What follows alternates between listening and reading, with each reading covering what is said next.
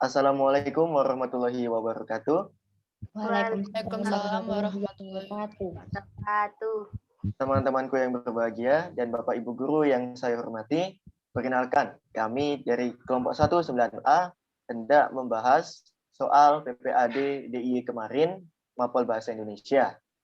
Setelah melakukan pengerjaan tryout kemarin, kami dapati banyak soal yang kami kurang kuasai.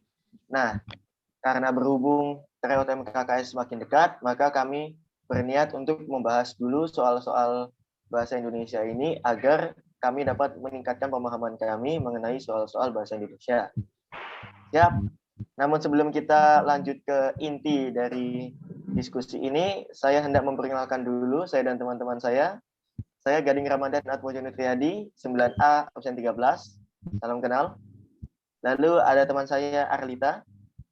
Halo, kita Dian Maya dari absen 1. Lalu ada Atta. Halo, saya Atta Rihadatul Aisy, absen 2. Lalu tak lupa ada Ayu. Halo, saya Karunia Ayafla dari absen 16. Kalau ada Ayu, ada Leka. Halo, aku Azana Leka dari absen 4. Lalu ada Sahda. Halo, aku Ayuna Sahda, absen 3. Dan ada Cindy. Hai Pren, aku Cindy Claudia dari 9A absen 8. Yang terakhir, tapi bukan yang paling akhir, ada Brian. Saya Brian Damar Yanar Arif Rasendria dari absen 6. Oke, kita sudah kenal, kita sudah saling menyapa. Maka tanpa berlama-lama lagi, kita langsung masuk ke soal yang nomor pertama. Baik, saya akan menjadi pembicara untuk soal nomor 1 ini. Nah, teman-teman, kita diawali dengan soal makna kata ya. Di sini ditanyakan makna kata kampanye pada teks tersebut adalah. Nah, langkah pertama kita harus cari tahu dulu kampanye di sini artinya apa. Nah, secara harfiah kampanye ini teman-teman punya 2 arti loh. Menurut KBBI 5, kampanye bisa berartikan gerakan serentak yang sifatnya bisa melawan, mengajak, membujuk, dan lain sebagainya. Bisa juga diartikan sebagai gerakan yang dilakukan oleh partai-partai politik guna menetapkan kedudukan dengan cara mencari dukungan massa. Nah, teman-temanku sekalian, jika kita sesuaikan dengan konteks pada teks, kita akan mendapati bahwa kata kampanye dari arti dari kata kampanye yang paling sesuai yaitu gerakan secara serentak. Mengapa demikian? Kita lihat dulu, ini teksnya ngebahas apa nih teman-teman? Teks ini kan ngebahas tentang ajakan anti korupsi nih. Pemerintah melalui Komisi KPK melakukan kampanye anti korupsi di lembaga pendidikan. Tadi kan sifatnya gerakan serentak kan, mengajak, membujuk. Nah, maka dari itu, yang opsi D, gerakan secara serentak ini paling tepat. Kurang lebih seperti itu. Teman-teman ada yang mau menambahkan? Tidak. Belum. Oke, kalau teman-teman sudah paham, kita lanjut ke yang soal nomor 2. Nomor 2, tujuan penulisan teks tersebut adalah teks ini berjenis teks eksposisi yang bertujuan memberikan informasi. Mari kita kembali lagi ke dalam pilihan. Dari 4 pilihan itu, yang bertujuannya memberikan informasi ada di pilihan yang ke C. Selain itu, keseluruhan isi teks menjelaskan tentang kelangkaan minyak goreng. Selanjutnya, nomor 3. Ide pokok teks tersebut adalah, ide pokok selalu ada di kalimat utama. Step pertama, kita tentukan dahulu kalimat utamanya. Baru, kalau sudah menemukan kalimat utama, kita dapat menentukan ide pokoknya. Dari teks ini, kalimat utamanya terletak di kalimat pertama. Pemerintah Indonesia sudah memulai pemberian vaksin COVID-19 bagi anak-anak usia 6-11 tahun. Ide pokoknya adalah pemberian vaksin COVID-19 bagi anak usia 6-11 tahun. Ada yang ingin ditanyakan? Tidak. Oke, next. Nomor 4. Pernyataan yang sesuai dengan isi teks adalah, mari kita baca terlebih dahulu isi teksnya. Lalu kita ambil makna dari teks tersebut. Lalu kita cocokkan pada jawaban. Pada pilihan A, B, C, atau D. Gading, menurutmu jawabannya A, B, C, atau D? Menurut kunci, jawabannya yang paling tepat adalah C. Kenapa tuh, Kak? Nah, ini karena pertama, untuk tipe soal yang pernyataan sesuai ini, teman-teman. Maaf, Kak Gading, itu langkah jatahnya pertama- Mbak Leka. Oh iya, wah, silakan. Ayo silakan Mbak Leka. Betul, Gading, jawabannya C. Karena jawaban pada jawaban itu maknanya jika disamakan sama isi teks itu sama ya. Jadi kita ambil jawaban yang sekiranya sama dengan makna isi teksnya. Jadi yang benar jawabannya adalah C. Sip, keren. Jadi gitu ya teman-teman, kalau tipe soal ini intinya jawabannya maknanya harus sama dengan yang ada di teks. Misalkan kalimat yang ini, itu kalimat yang di teksnya itu ada di sini. Hal ini dapat menurunkan penyebaran COVID-19. Nah, ini kan merujuk pada yang pengelolaan limbah masker medis yang tepat. Maknanya sama kan? Sama-sama penanganan limbah yang tepat itu dapat menurunkan penyebaran COVID. Cuma bentuk kalimatnya aja yang agak dirubah. Kita lanjut ke nomor 5. Gas. Hubungan perbandingan pada teks tersebut ditandai kalimat nomor. Jadi, konjungsi perbandingan adalah kata yang membandingkan dua konteks. Konjungsi tersebut dapat dibuktikan pada kalimat nomor 3 dan 4 karena terdapat kata daripada. Jadi jawabannya adalah Ini ya guys, dari jawaban yang A ya tadi. iya. Ya, ini ya yang ditunjukin sama Mbak Sahda tadi ini. Daripada sama yang di sini daripada. Sip. Sip. Kita lanjut ke nomor 6, teman-teman. Nomor 6. Kalimat yang mewakili keseluruhan isi poster adalah 6. Ayo kita lihat posternya terlebih dahulu. Di dalam poster tersebut berisi kalimat perintah untuk berhenti melakukan pembakaran hutan yang mengakibatkan hilangnya rumpah pada orang hutan. Nah, apa dampak dari hilangnya rumah orang hutan? Tentu mereka tidak memiliki rumah dan dapat masuk ke lingkungan warga dan diburu. Hal itu dapat mengakibatkan orang hutan menjadi lebih langka. Jadi Langka tambah langka gitu ya. Iya, yang langka tambah langka. Jadi kesimpulan yang dapat diambil yaitu untuk melindungi satwa langka dengan cara tidak membakar hutan. Yang A. Teman-teman ada yang memiliki pendapat berbeda dengan Mbak Atta? Tidak. Ada yang ingin menambahkan? Tidak ya? Oke, kita lanjut ke nomor selanjutnya, nomor 7. Ya, saya lagi. Nomor 7. Situasi yang mungkin muncul dalam masyarakat berdasarkan teks tersebut adalah perlu diperhatikan lagi situasinya. Situasi yang dapat terjadi itu dapat mengarah pada dua hal. Yang pertama baik dan yang kedua buruk. Nah, kita lihat teks nomor 7. Teks nomor 7 ini mengacu pada hal baik. Dan inti teks dari teks tersebut adalah permasalahan literasi siswa yang kurang. Nah, situasi yang dapat terjadi biasanya berisi solusi mungkin ya untuk bagaimana meningkatkan literasi siswa. Ditinjau dari pernyataannya yang benar adalah 1 dan 4B. Yap. Jawabannya adalah yang B. Teman-teman ada yang mau menambahkan? Tidak ya? Kita lanjut ke nomor 8. Ringkasan teks tersebut adalah ide pokok dari tiap paragraf. Terus digabung gitu. Jadi ide pokok pada paragraf 1 adalah jamu akan menjadi warisan budaya tak benda atau WPTB dunia dari Indonesia. Dan ide pokok pada paragraf 2 adalah penggagasnya seorang budayawan sekaligus pengusaha jamu Jaya Suprana. Jadi jawabannya adalah D.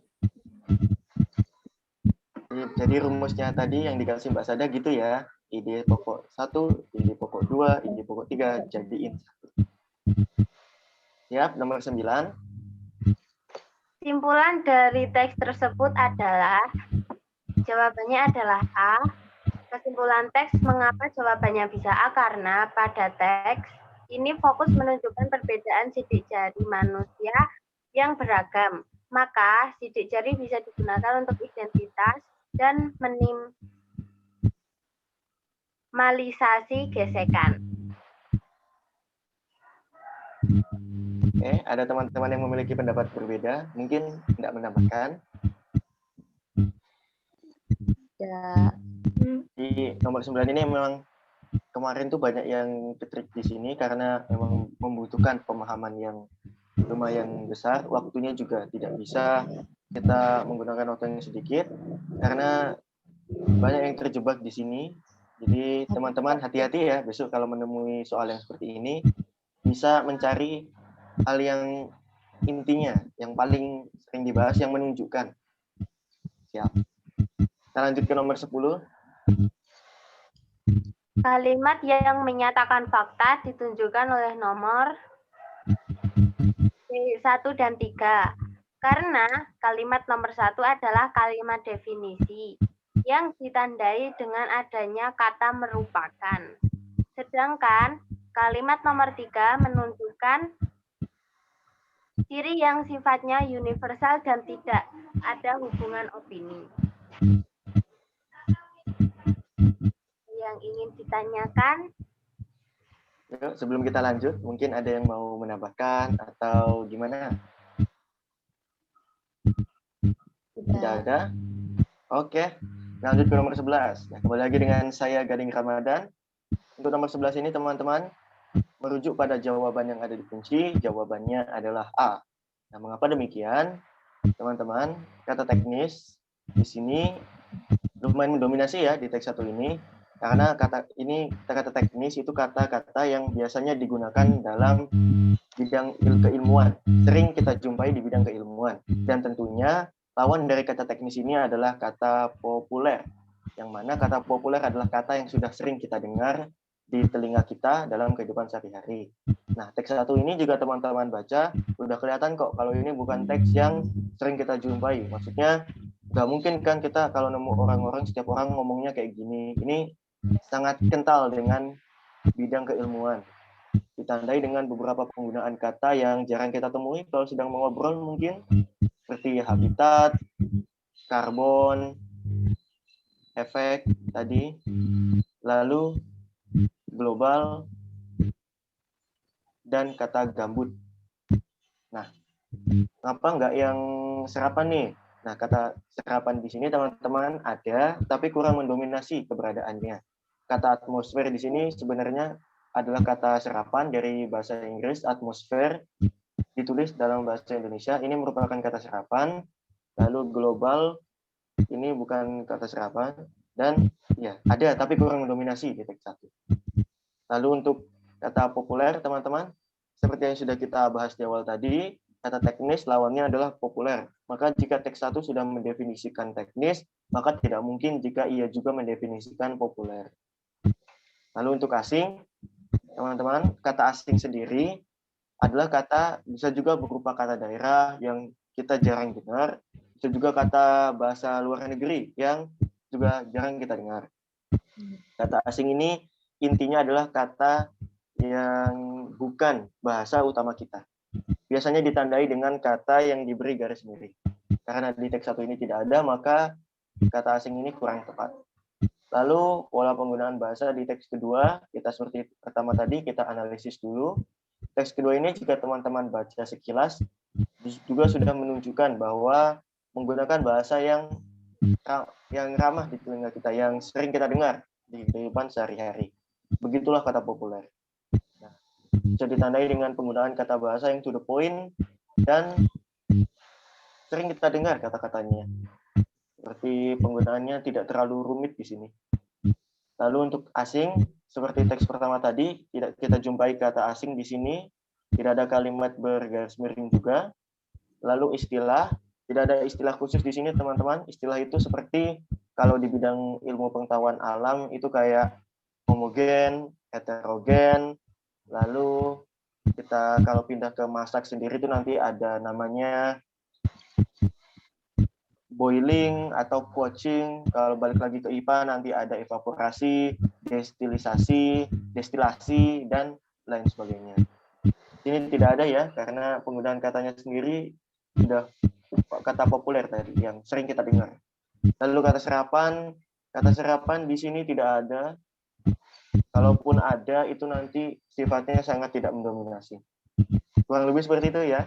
Ada yang mau menambahkan? Tidak. Ini bagi teman-teman, siapapun yang menonton video ini nantinya, saya harap dapat bermanfaat. Oke, kita lanjut ke nomor 12. Nah, sama seperti yang sebelumnya, inti dari cara penyelesaian teks ini yaitu dengan menganalisis teks. Di sini yang dicari adalah pola penyajian. Untuk teks pertama, ini penyajian ruang ya, karena merujuk pada kunci, jawabannya adalah D, yaitu ruang dan waktu. Nah, mengapa teks 1 ini memiliki pola penyajian waktu? Teman-teman, untuk teks 1 ini sangat menekankan pada perpindahan tempat atau ruang, ditandai dengan ini sampai di Museum Affandi, lalu menuju ke galeri 1, dan berpindah lagi ke galeri kedua, lalu berpindah lagi ke galeri 3. Nah, sangat menunjukkan dan menekankan bahwa perubahan tempat di sini sangat ditekankan. Mengapa tidak yang peristiwa dan waktu? Nah, teman-teman, suatu teks bisa dikatakan memiliki pola penyajian peristiwa apabila teks tersebut memiliki keterangan satu, pertama waktu, lalu yang kedua kegiatan, nah yang ketiga ruang. Jadi ketiga unsur ini saling berdampingan dan membentuk pola penyajian peristiwa. Apabila kita merujuk pada teks 1, jadi teks 1 ini enggak ada keterangan waktunya, teman-teman. Keterangan kegiatannya pun tidak sebanyak dan tidak ditonjolkan seperti ruang atau tempat tadi. Jadi karena dua unsur yang kurang dominan di sini, maka bisa kita simpulkan peristiwa di sini bukan jawaban yang tepat. Waktu sangat tidak sesuai karena di sini nggak ada keterangan waktunya. Lalu untuk yang teks kedua, di sini dikunci yaitu waktu pola penyajiannya. Kenapa? Karena pada teks kedua ini yang ditonjolkan adalah keterangan waktu seperti tepat pukul 7, lalu pukul 9, lalu matahari telah tinggi yang menunjukkan waktu telah berada pada posisi siang hari, dan yang terakhir adalah pukul 1 jam 13, pukul 13. Kenapa bukan tempat seperti teks 1 tadi? Teks kedua ini unsur tempat kurang memenuhi karena kurang mendominasi juga. Yang ditonjolkan di sini adalah keterangan waktunya, teman-teman. Kenapa bukan kegiatan? Kegiatan di sini kurang begitu dirinci, kurang begitu detail, hanya menunjukkan kegiatan sambil lalu saja berkaitan dengan waktu.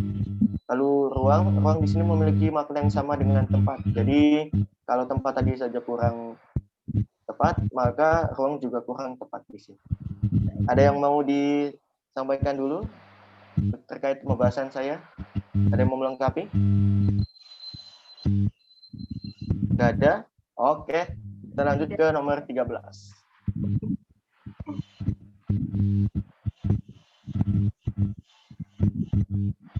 Dengan saudari Arleka. Mohon maaf, Mbak, ke-mute mikrofonnya. Oh iya. Nggak apa-apa.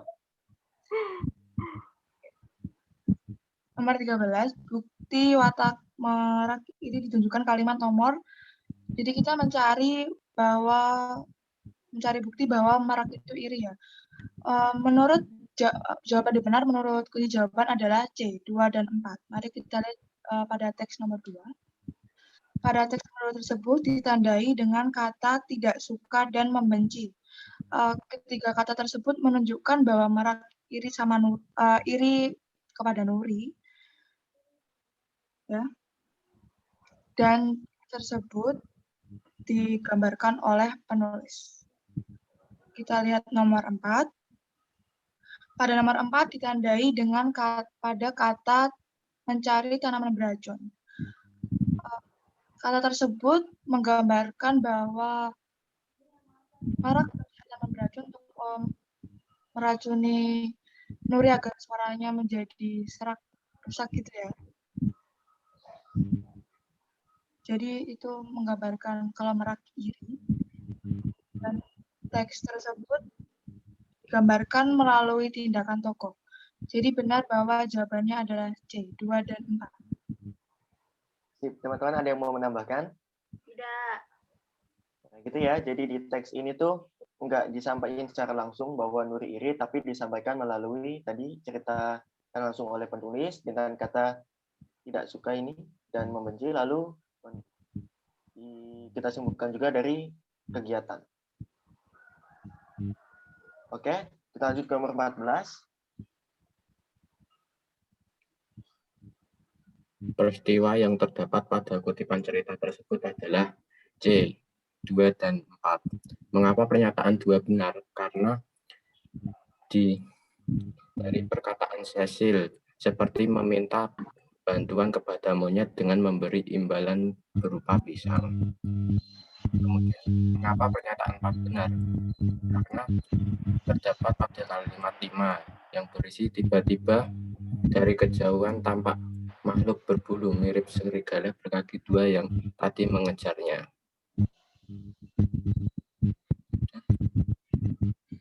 Teman-teman ada yang mau menambahkan? Tidak. Untuk yang Mas Brian tadi, ini ya, kalau teman-teman ingin mencari patokannya, seperti yang tadi sudah disebutkan oleh Mas Brian, ini untuk patokan yang kedua, meminta pertolongan kepada monyet. Lalu untuk patokan yang kedua tadi, yang ini. Sudah betul belum Mas Brian yang saya tunjukkan di layar?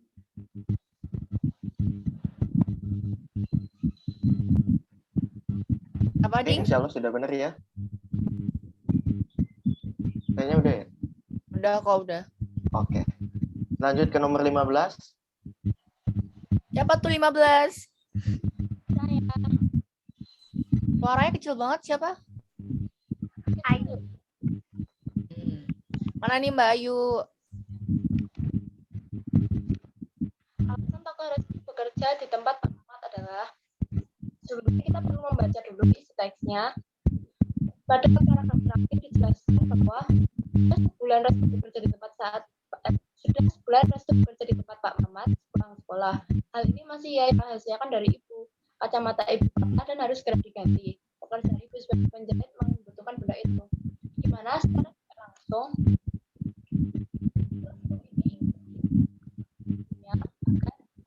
tidak menyusahkan saat menjalani pekerjaannya, yaitu menjahit. Lalu ia bekerja dengan Pak Mamat. Mbak Ayu, maaf sebelumnya, suaranya bisa diperbesar sedikit agar yang lain bisa mendengar dengan jelas. Underwater suaramu.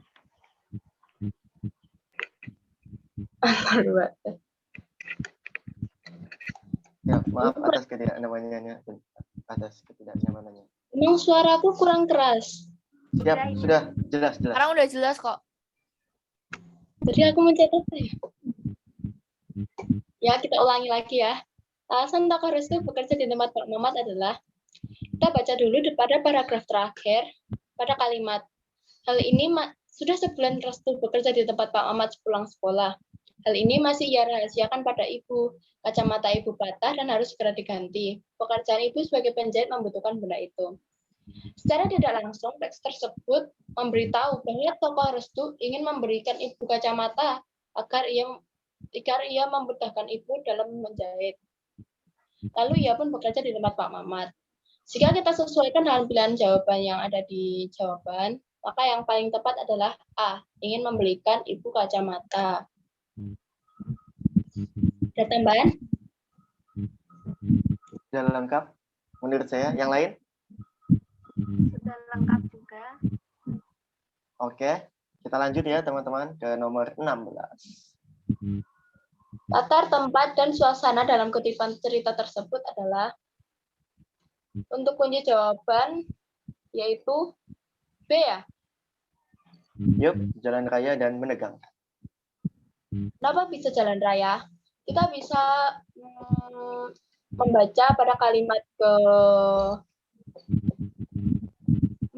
Seno semakin mempercepat laju motornya, di mana itu sangat menunjukkan bahwa dia di jalan raya, tidak mungkin di rumah.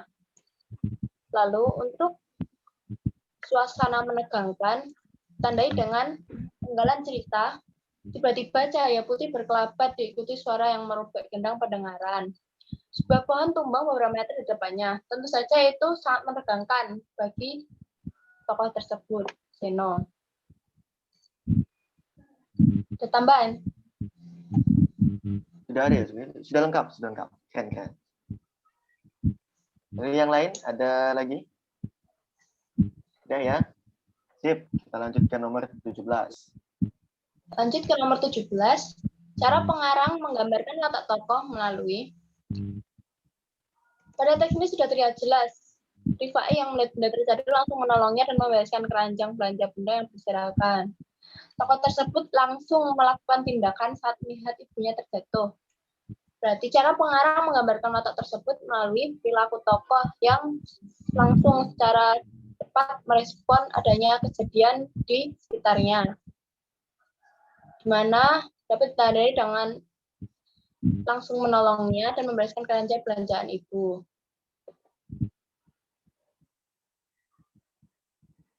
Lanjut, 18. 18. Kutipan tersebut merupakan tahapan alur bagi. Sudah jelas ya bahwa kutipan teks tersebut merupakan tahapan alur bagian A, pengenalan. Bisa dilihat dari teks tersebut mulai dari pertama, seorang anak perempuan kecil menangis di pinggir jalan yang mengenakan seragam taman kanak-kanak, kemeja putih yang merupakan pengenalan. Ini sudah jelas jawabannya adalah A, pengenalan. Ada teman-teman yang mungkin mau menambahkan? Sebelum kita lanjut nih, beberapa nomor terakhir. Tidak ada ya? Tidak ada. Oke, kita lanjut nomor 19.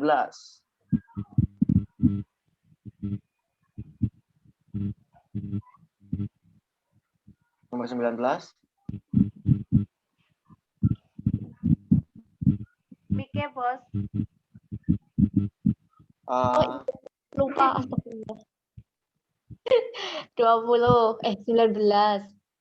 Deskripsi kutipan cerita tersebut menyimbolkan bahwa tokoh Ayu mewakili kehidupan. Perlu dicermati ya dalam bacaan teks tersebut. Di situ ditulis kalau rumah pondokan Ayu memiliki beberapa kamar yang menyerupai paviliun dan teras-teras sendiri. Dan beberapa mobil berderat di depan teras-teras itu.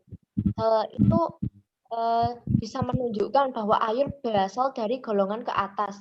Maka jawaban yang paling tepat adalah D, masyarakat menengah atas.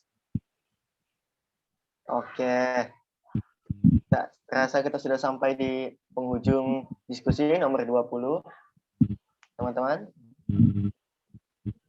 Nomor 20 jawabannya D karena perhatikan pada dialog. Iya, kan uang ayah untuk membesarkan kamu masuk SMA besok.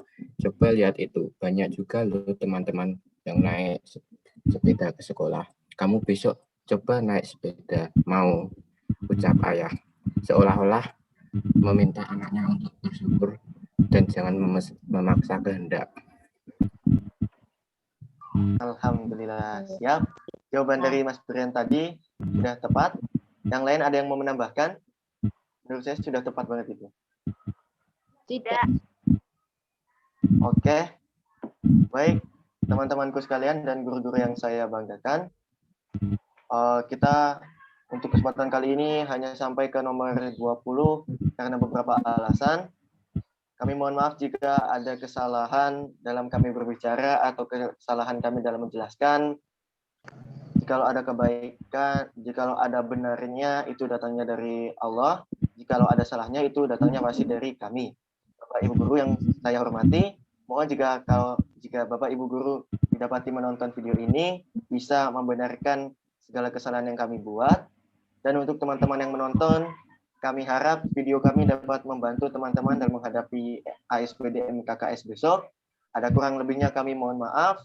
Ingat, be real, not perfect. Jadilah nyata, bukan sempurna. Siap? Assalamualaikum warahmatullahi wabarakatuh. Waalaikumsalam warahmatullahi wabarakatuh. Terima kasih guys. Next time.